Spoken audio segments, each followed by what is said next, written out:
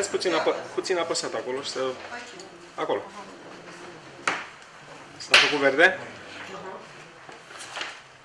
Ilana? Ok. Well, I'd like to welcome you to our workshop on nuclear track emulsions in Haiduc.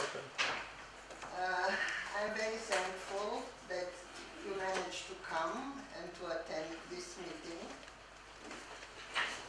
I must confess you that without the help of our colleagues from Moscow, Natalia Gennadievna Polukhina, and Pavel Igorovich Zarubin, this workshop wouldn't have happened. So what they did, the help was first of all to advertise the workshop, to recommend us to people who would be interested to come, to give advices at every problem, because problems are. So I thank you very much. Then I would like to thank people to also help Professor Sato, Professor Antonio Ereditato, and also Giovanni Dell'Ellis, who yesterday sent me a message asking me to present his regards to all the attendance here. So I wish you a good stay in Haiduc. So I am sure that all people in this room suffer from the same disease, and this disease is the ability and to investigate and to understand things around us, especially in investigation involving the supreme detector, everlasting detector, nuclear emulsions. So that is what brought us here together, our common interest. And we have the opportunity to exchange our experience, our results, our worries. When things went wrong, when we are inspired, when we are exasperated with our results. And I think that everybody will find something relevant to take back home. And also happy memories for the time spent in Haiduc.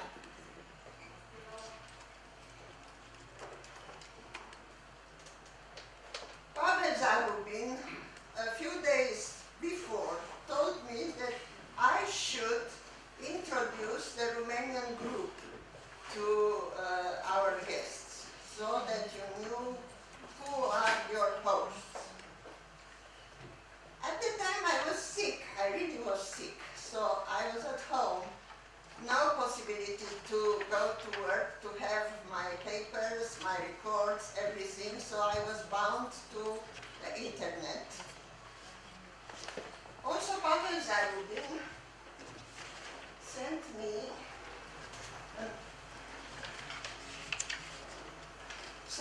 a paper written by Mila Baldo-Theorin. I like very much the title, The Discrete Charm of the Nuclear Emulsion Era. Well, I like very much this paper. Only Mila Baldo-Theorin was a very good physicist, which is not the case with me. And when I wrote these words, like when I think of the period in my professional life, nostalgia overcomes me. It was something that happened to me too. So I'm very nostalgic right now.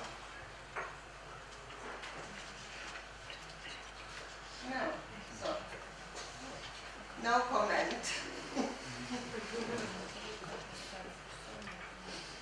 Okay, something happened, that's it. So, our institute, the Institute of Atomic Physics, was created in 1956. And one of the main laboratories was the Laboratory for Cosmic Rays.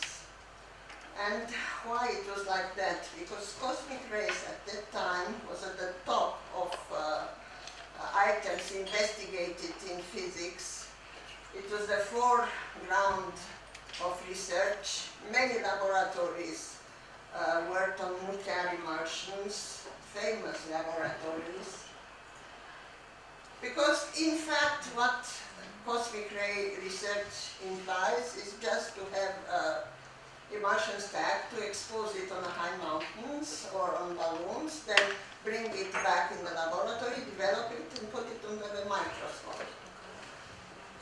So when I came in 1958, that was about the situation. Look how it looks, a balloon sent in Sardinia area. In Romania, we had a stack flown in the Po Valley, and this was about the team of our 25 scanners. We are called actually not the cosmic ray laboratory, but the cosmetic ray laboratory, because we have beautiful ladies. Here they are not at, the picture is not taken at that time, but maybe even 20 years later, and still they look nice. What do you think? So, what we found was about this kind of events, but looking in an emulsion exposure of cosmic rays, it's very difficult, I can tell you. It's not like scanning along the track on heavy primaries with no energy, no everything. Here we didn't know anything. So the cosmic rays arrive from all directions in this text, not knowing energies, anything. And the work was really hard. But we did it.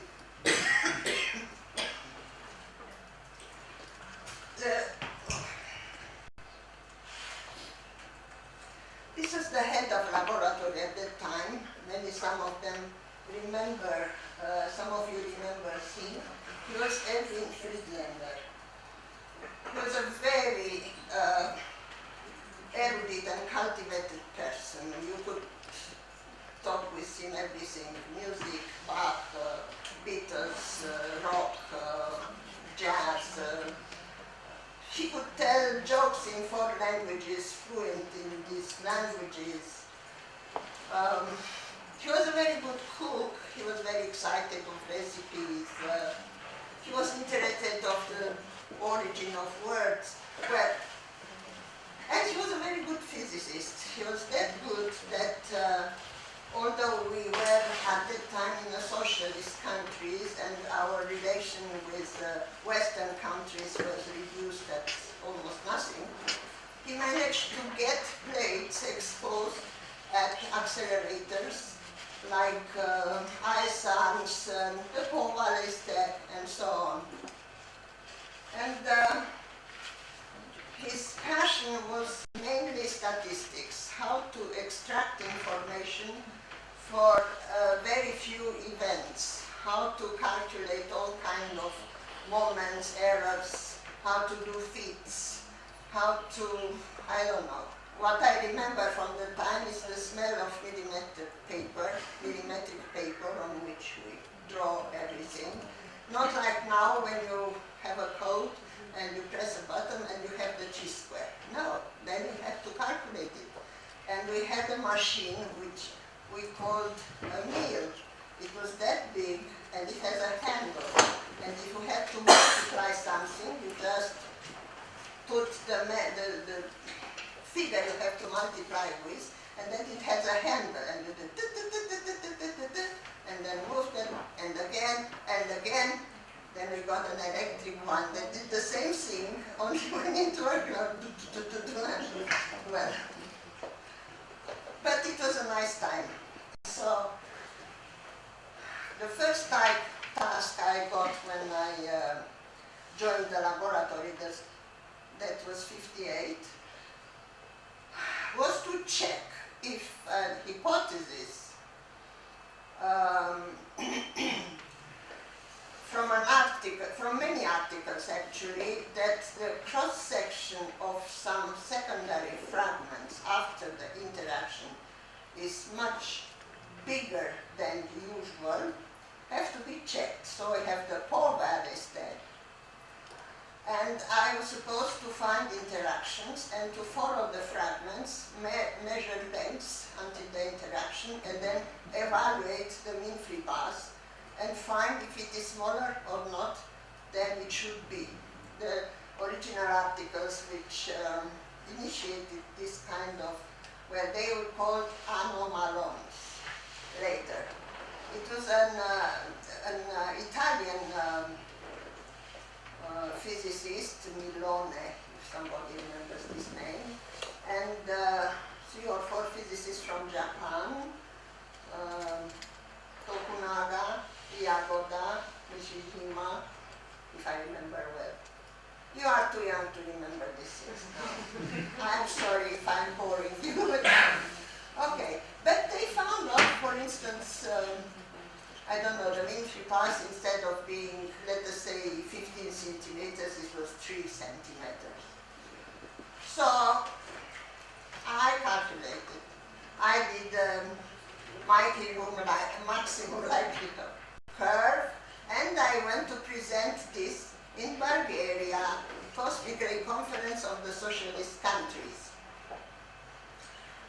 Well, I must confess that I am superstitious, so if I meet a black cat, that means bad luck. But also priests is not a good luck.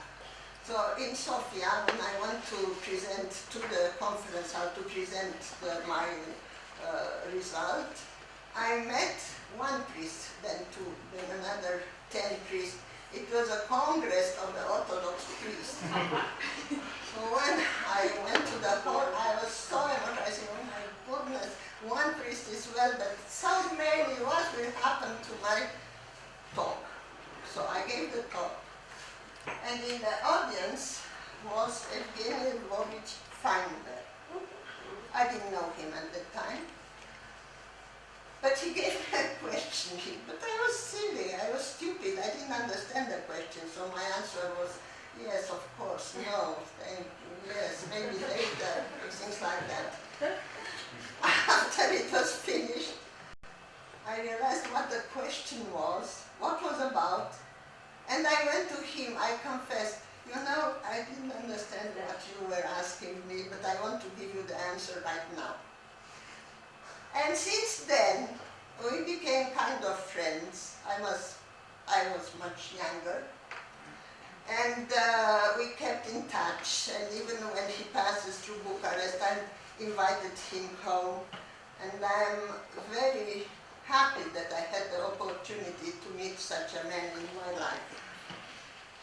I had the opportunity to meet it later. So that's him. Feinberg, that's me, that's a colleague, and that is Lanius from Germany. And after many, many years, that's me, and that's Feinberg, and that only know who it is. And the anomalon story died for many years, but I come to this later in my talk.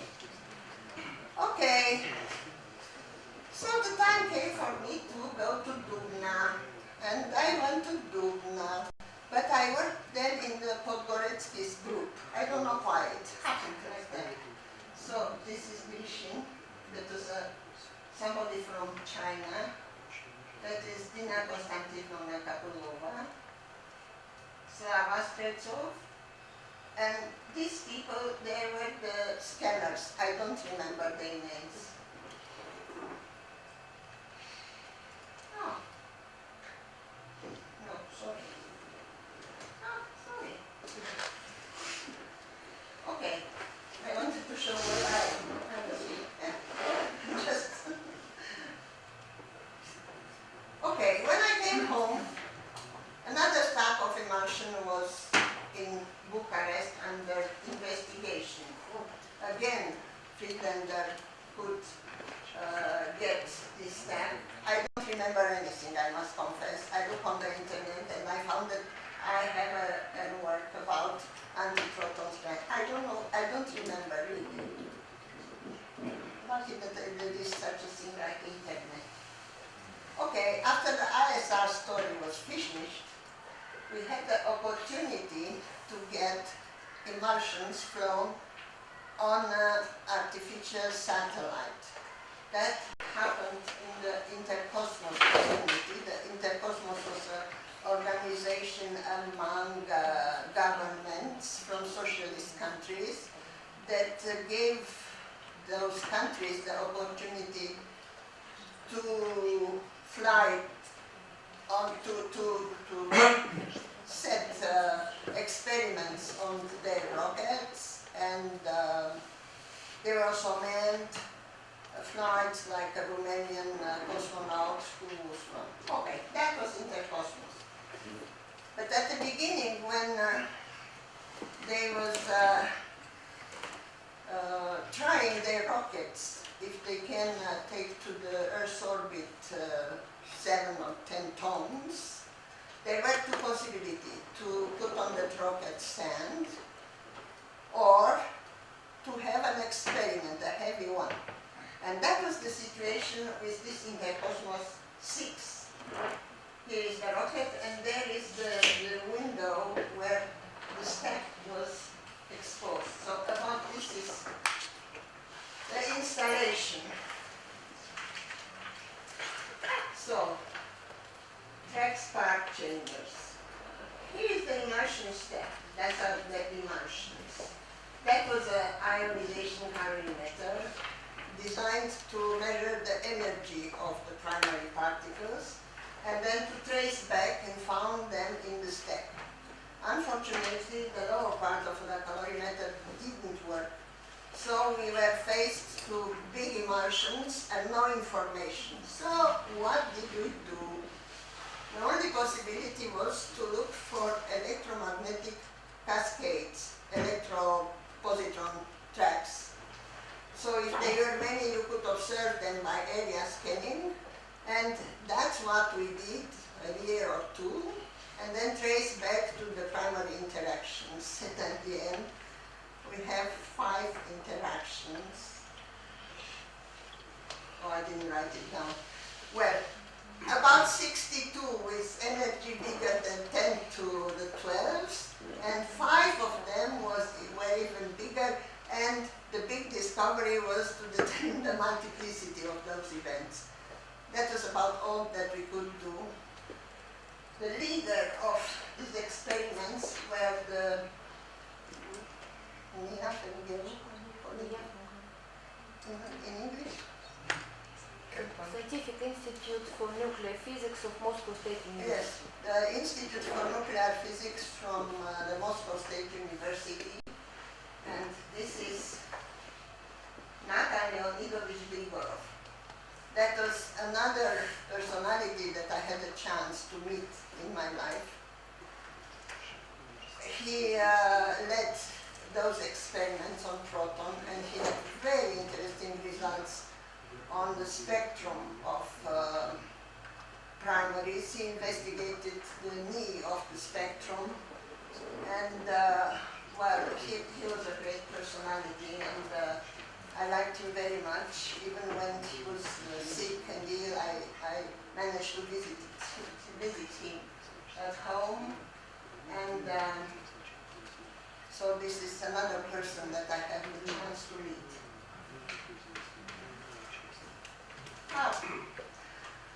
That was a picture appearing in one of our magazines in French, and that is Friedenberg and me, and the text was about Intercosmos 6 and 6 and our results. The picture, well, in 75, Friedlander left Romania. This is a picture of him later on with Macmillan, the head of LNBL. They were going to a conference somewhere, and that's a picture of that. And after he left, I became the head of the laboratory. That was a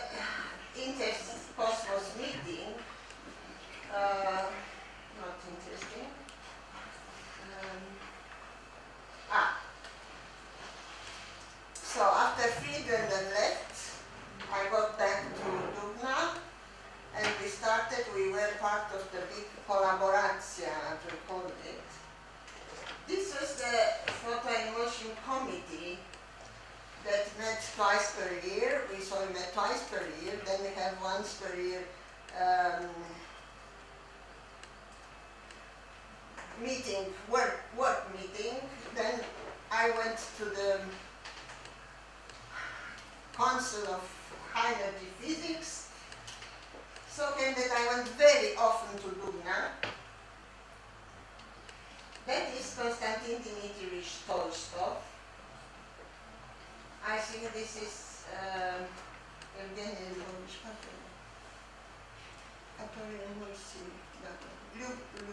Любомиров. У нас нет ни одного фото. Вот Любомиров. Ага. Так, это я, это, я думаю, Larionova. This was from Uzbek. This is Perelygin. Pestova. And that was a meeting of, I selected it for this one, Gada Shabratova, who was my secretary. So all these meetings, what I told you about, because at every one I had to present an information, a report, what did the emulsion do, what did we work, what are our results, and so on. And it was Gada Shabratova who did it for me every time, so I'm very, very grateful to her. This is Konstantin Dmitrievich. And that is the picture from the collaboratia, but I don't want to look at it very much because many of them are not with us anymore. So, in the meantime, we were part of the EU collaboration. Here is written that it's a 3-continent, but that's not true. It was a 5-continent collaboration. And also the internet allowed me to write what was about our works about. Oh, I forgot to tell you that when I was in the collaboratia, I, the author of Anomalons in emulsion, cosmic ray emulsions in 1960, I am the author of another work in emulsion, in the collaboratia, in which we demonstrate there is no such things like anomalons, and the mean free path of secondary particles is perfectly normal. Okay, but the times go on. There's indeed another experiment done in LBL, in which we intended to demonstrate that there is anomalons. So this experiment, there are copper, how do you call this, round things like that, copper rings. Okay. So, they were irradiated with carbon in this combination and this rings combination. After that, the radioactivity of these pieces were measured, and the intention was to do the ratio of the radioactivity developed in this, as in this configuration, and in this one, which this was farther, and here we were supposed to find anomalons, and here they were extinguished, so because the cross-section was small. So there was another experiment with anomalons. Unfortunately, we didn't find any difference between these two configurations, but one of the authors was from Marburg, and he still continues to believe in anomalons, and there are hundreds of experiments about this subject, and even now they continue to believe that there is such a thing. Okay, that was Friedlander, his last days in LMBL. Okay, and when we finished with anomalons, I went back to Dubna, of course, and that was another time. Look here.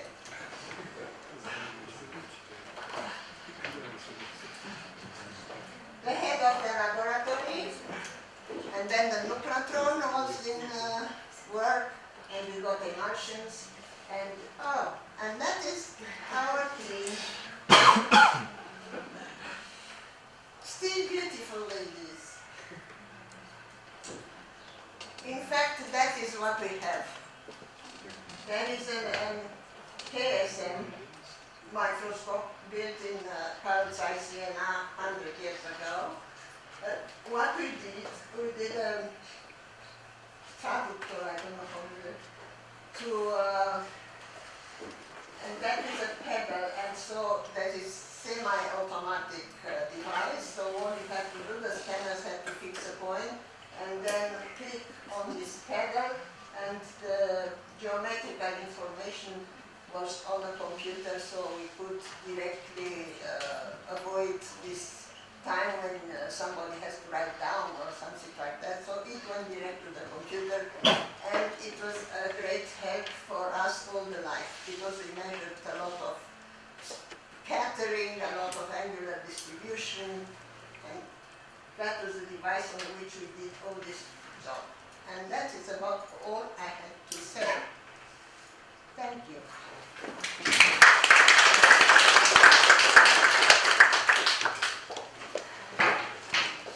Coffee break. One question. I can tell you a lot of stories in private.